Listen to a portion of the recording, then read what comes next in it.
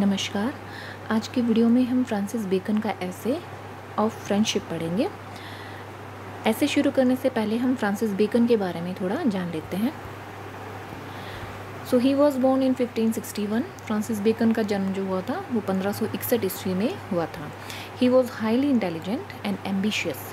वो बहुत ही ज़्यादा इंटेलिजेंट थे और एम्बिशियस थे, यानी कि बहुत बड़े सपने रखते थे। His father was Lord keeper of the seal. उनके जो पिता थे वो लॉर्ड कीपर थे, जो रॉयल सील होती थी उसके। And his uncle was Queen Elizabeth's principal minister. उनके क्वीन के वो प्रिंसिपल मिनिस्टर थे, उनके जो अंकल थे, यानी कि उनकी जो फैमिली थी वो पॉलिटिक्स से काफ़ी जुड़ी हुई थी। He attended Cambridge and studied law. उन्होंने कैम्ब्रिज में पढ़ाई की और उन्होंने लॉ पढ़ी वहाँ पर। He was elected to parliament. वो पार्लियामेंट में भी चुने गए। एंड अपॉइंटेड क्वींस काउंसिल, और उनको क्वींस काउंसिल भी अपॉइंट किया गया था 1598 में। उनकी फैमिली भी पॉलिटिकल बैकग्राउंड से थी और उनको भी क्वींस काउंसिल चुना गया था। उसके बाद जब जेम्स का रूल आया, किंग जेम्स के रूल में उनका फॉर्चून काफ़ी बढ़ा, यानी कि उनकी किस्मत काफ़ी चमकी फ्रांसिस बेकन की। He became Lord high chancellor इन 1618। वो जो थे वो लॉर्ड हाई चांसलर बन गए थे 1618 ईस्वी में, जो कि थी highest judicial post in the country, जो कि न्यायिक पोस्ट जो होती है वो सबसे हाईएस्ट पोस्ट थी उस कंट्री की। उसके बाद उनको 2 उपाधियाँ भी दी गई थी, लॉर्ड वेरुलम की और विस्काउंट सेंट एल्बन्स की। While he held the high office of Lord Chancellor, he had no hesitation in accepting bribe.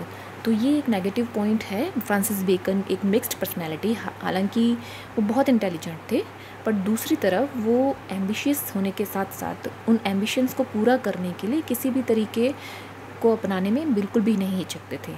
जैसे कि उनको एक बार ब्राइब के चार्जेस में गिल्टी पाया गया था। He was found guilty and sentence to imprisonment. उनको रिश्वत लेने के अपराध में पकड़ा गया और उनको जेल की सज़ा भी हुई थी। उसके बाद उनको कोर्ट से बैनिश कर दिया गया था, but soon he was release. लेकिन कुछ टाइम के बाद उनको रिहा भी कर दिया गया था।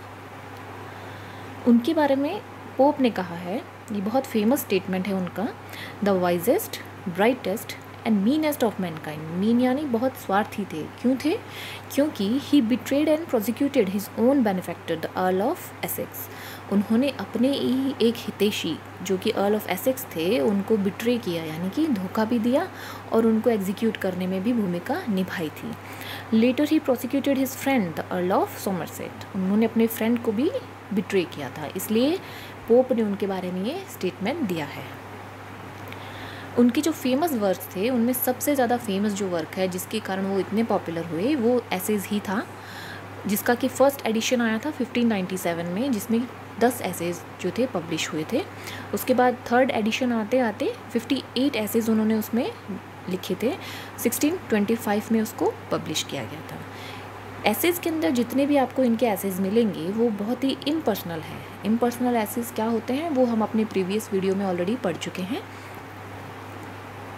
अब आज हम जो ऐसे शुरू करने जा रहे हैं ऑफ फ्रेंडशिप, उसका एक ब्रीफ ओवरव्यू आपको पहले दे रहे हैं ताकि आप अच्छे से समझ सकें कि हम पढ़ने क्या वाले हैं। क्योंकि बेकन के जो ऐसे हैं वो थोड़ी फिलोसॉफिकल लैंग्वेज में वो लिखते थे, इसलिए इनको समझना बहुत ज़रूरी है। तो आपको ओवरव्यू हम दे रहे हैं अभी। स्टार्ट्स द ऐसे with Aristotle's point of view on companionship.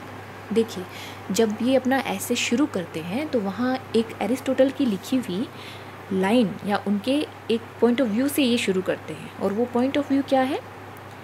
Whosoever is delighted in solitude is either a wild beast or a god।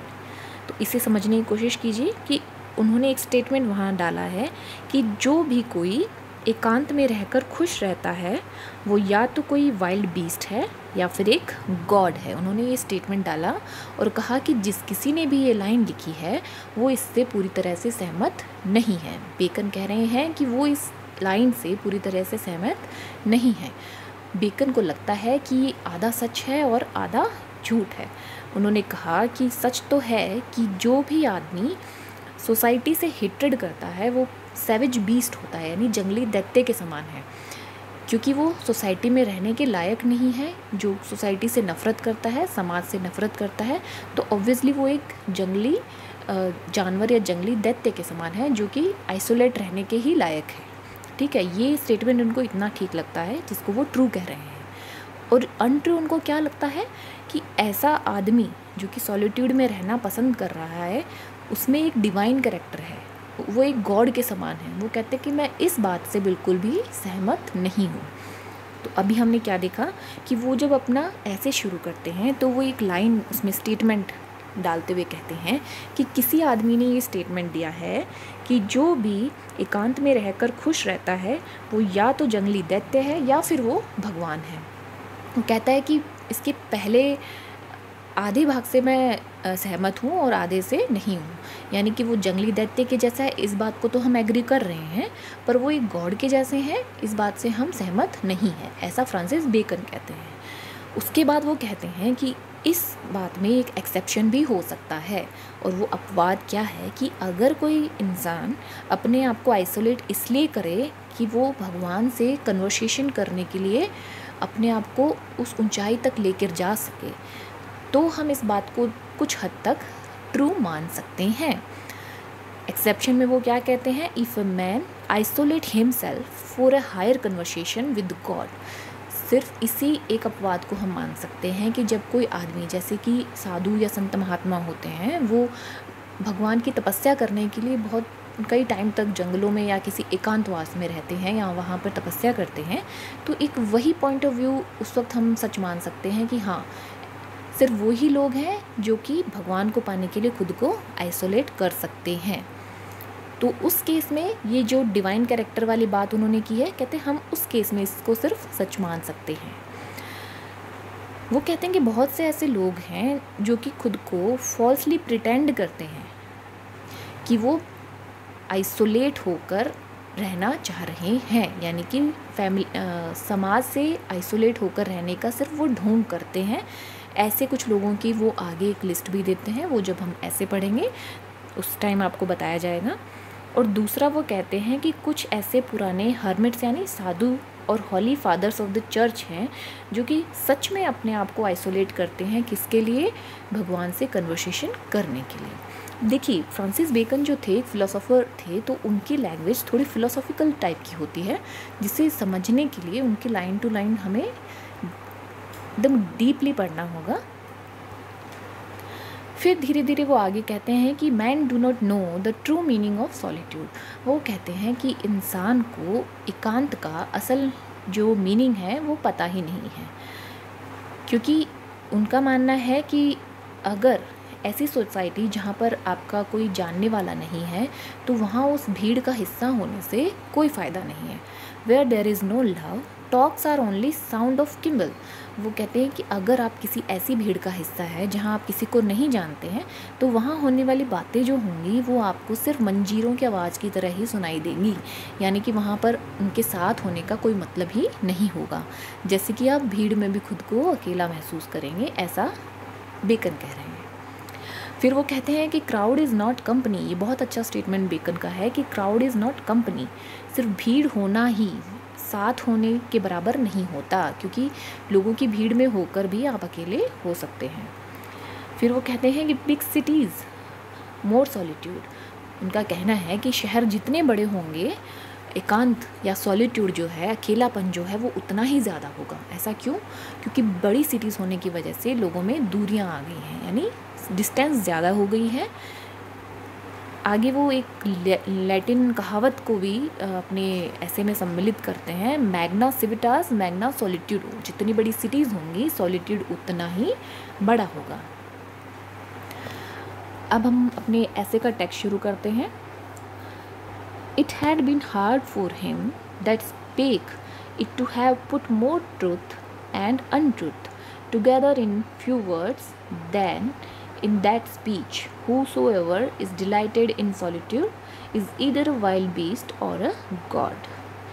तो ये वो लाइन है जिस पर कि बेकन बात कर रही हैं। पहले हम उस लाइन को देख लेते हैं जो कि इस वक्त आपको हाईलाइटेड दिखाई दे रही हैं कि whosoever, जो कोई भी, is delighted, खुश हो रहा है, इन सॉलिट्यूड, किसमें, अकेले रहकर या एकांत में is either a wild beast, या तो वो एक वाइल्ड बीस्ट है और अ गॉड, या फिर वो भगवान है।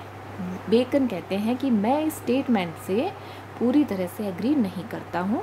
वो कहते हैं जिस किसी ने भी ये कहा है, it had been hard for him, ये बहुत मुश्किल रहा होगा उनके लिए, टू पुट मोर ट्रुथ, कि वो सच को और झूठ को एक साथ कुछ शब्दों में लाकर हमारे सामने रखें। यानी बेकर ने क्या कहा, it had been hard for him that spake it to have put more truth and untruth together, यानी सच और झूठ को एक साथ थोड़े शब्दों में लाकर हमारे सामने रखना उस किसी के लिए बहुत ही मुश्किल रहा होगा। कौन सी लाइन, कि whosoever is delighted in solitude is either a wild beast or a god, कि जो कोई भी अकेलेपन में रहकर खुश होता है वो या तो एक वाइल्ड बीस्ट है या फिर वो भगवान है। तो बेकन कहते हैं कि उनके हिसाब से ये आधा ट्रुथ है और आधा अनट्रुथ है।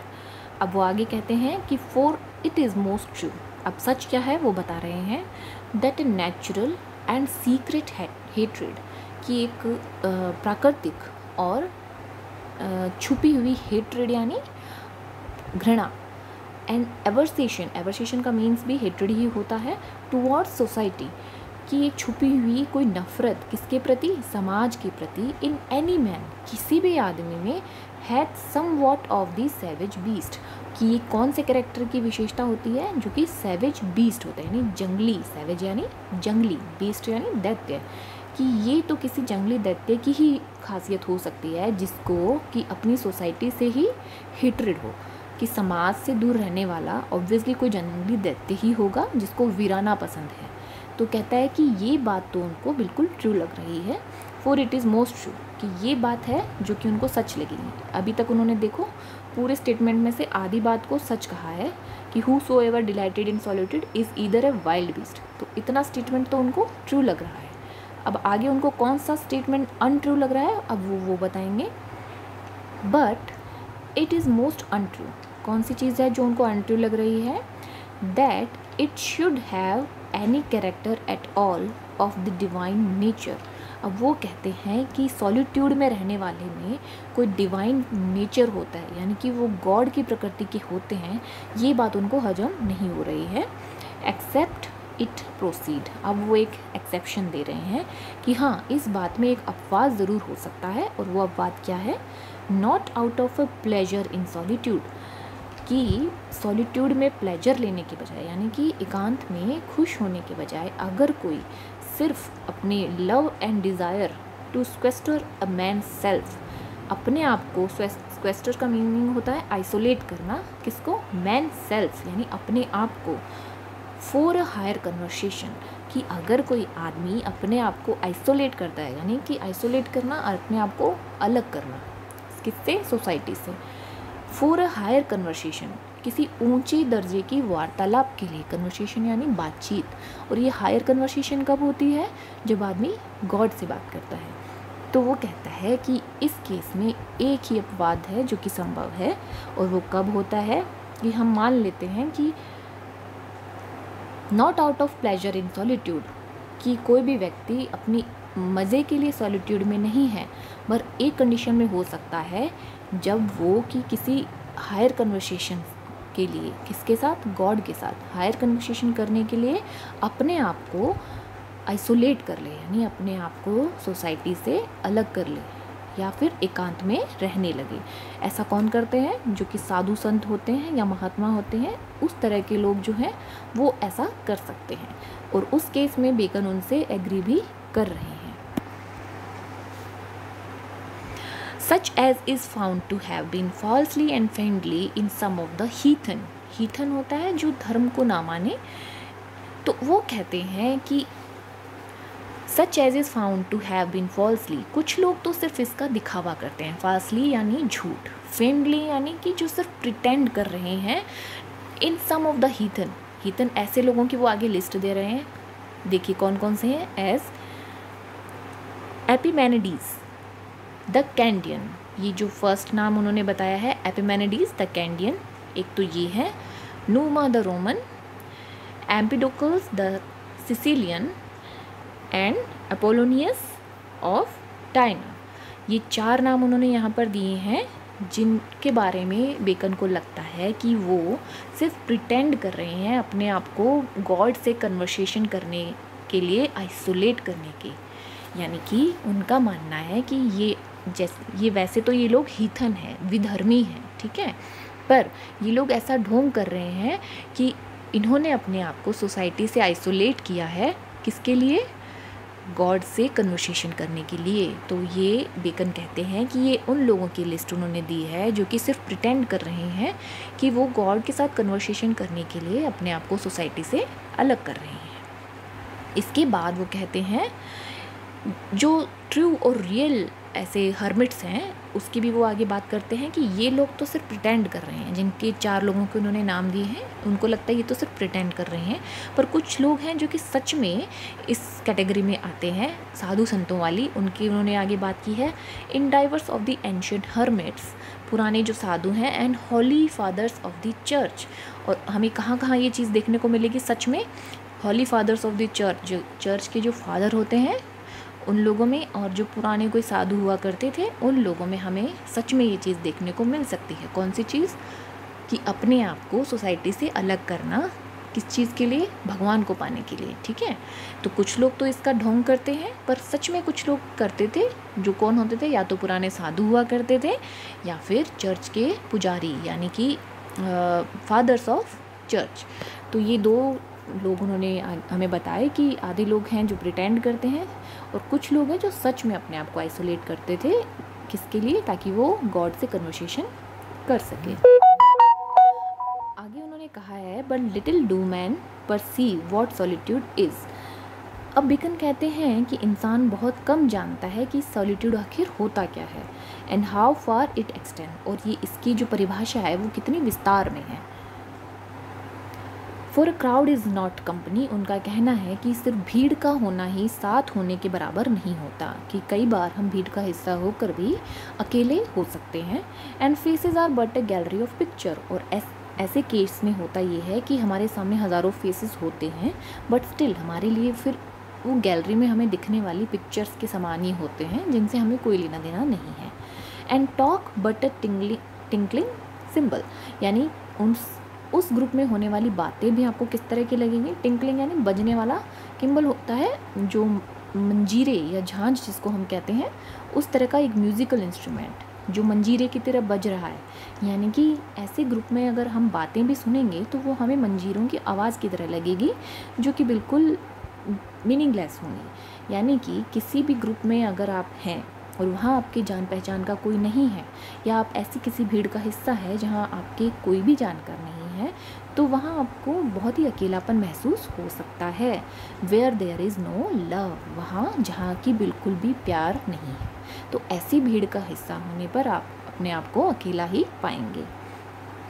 फिर वो कहते हैं the Latin adage meet with it a little. अब वो कहते हैं कि एक लैटिन की कहावत है, एडेज यानी कहावत है, जो कि इससे बिल्कुल मेल खाती है, थोड़ा थोड़ा मेल खाती है। और वो कहावत क्या है? मैग्ना सिविटास मैग्ना सॉलिट्यूड, जितनी बड़ी सिटीज़ होंगी उतना ही बड़ा सॉलिट्यूड यानी एकांत होगा। इसका मतलब क्या हुआ कि जितनी जितनी बिग सिटीज़ हैं वहाँ पर दूरियाँ बहुत ज़्यादा बढ़ गई हैं, लोग आसपास रह नहीं पाते हैं, और वो जो कन्वर्सेशन गैप उनके बीच में आ जाता है उसकी बात बेकन कर रहे हैं। Because in a great town friends are scattered, क्योंकि बड़ी बड़ी सिटीज़ में फ्रेंड्स जो है एक दूसरे से बहुत दूर रहते हैं। So that there is not that fellowship, तो उनका उतना ज़्यादा आपस में दोस्ती या संबंध नहीं हो पाते हैं। इसके बजाय किसके बीच में ज़्यादा रिलेशन होते हैं? नेबर्स के साथ, जैसा कि वो आगे कह रहे हैं। For the most part which is in less neighbourhoods, जो कि आपके पड़ोस में रहने वाले लोगों से आपकी दोस्ती ज़्यादा हो जाती है, बजाय किसके? जो कि आपके अच्छे या सच्चे दोस्त हैं, जो कि शहरों में दूर दूर रह रहे हैं। आगे वो कहते हैं but we may go further and affirm more truly, अब हम आगे बढ़ेंगे और इस बात को पूरी तरह से प्रूफ करके रहेंगे that it is a mere and miserable solitude to want true friends, कि अगर वांट का मतलब यहाँ पर है कमी होना, किसकी कमी? ट्रू फ्रेंड्स की, सच्चे दोस्तों की कमी होना बहुत ही मिजरेबल है, यानी दयनीय है। दयनीय सॉलिट्यूड है यानी एकांत है, एक ऐसा एकांत है जो कि बहुत मिजरेबल हो जाता है अगर आपके पास अच्छे और सच्चे दोस्त नहीं हैं। Without which the word is but a wildness, दोस्तों के बिना वर्ड कैसा है? एक वाइल्डरनेस है, यानी कि वीराना है। And even in this sense also of solitude, whosoever in the frame of his nature and affection is unfit for friendship, he takes it of the beast and not from humanity। अब वो कह रहे हैं कि solitude का अगर हम ये सेंस निकाल दें, कौन सा, कि जहाँ आपके पास दोस्त नहीं है, ना दोस्त होने पर जो एकांत आपको होता है, अगर आप उस नेचर में, उस फ्रेम में अपने आप को फिट पा रहे हैं और फ्रेंडशिप के लिए अगर आप अनफिट हैं, यानी कि आप फ्रेंडशिप करने के लायक नहीं हैं, तो ये बात तो तय है कि ये नेचर आपको कहाँ से मिला है, he take it out of the beast. तो ये नेचर आपको कैसा है, आपका बीस्ट के समान, यानी कि उस दैत्य या जंगली जानवर के जैसा है, एंड नॉट फ्रॉम ह्यूमैनिटी। और ये किसी मानवतावादी आदमी का नेचर नहीं हो सकता, यानी कि अगर आप सोशल हैं तो आप सोसाइटी में रहने के लायक अगर खुद को मानते हैं तो आपका नेचर ऐसा नहीं होगा। और आप अगर इससे अपोजिट नेचर रखते हैं, यानी कि आपकी नेचर में ऐसा है कि अपने आप को अलग रखना या दोस्त ना बनाने जैसा नेचर है, तो वो नेचर कहाँ से मिला है, वो आपका नेचर एक जंगली बीस्ट की जैसा माना जाएगा। अभी तक कि ऐसे में उन्होंने सिर्फ फिलोसॉफिकल अपने पॉइंट ऑफ व्यू थोड़े बहुत रखे हैं फ्रेंडशिप को लेकर के। आगे वो फ्रूट्स ऑफ फ्रेंडशिप की बात करेंगे, जो कि हम नेक्स्ट वीडियो में देखेंगे। आज के वीडियो में बस इतना ही। Thank you for watching.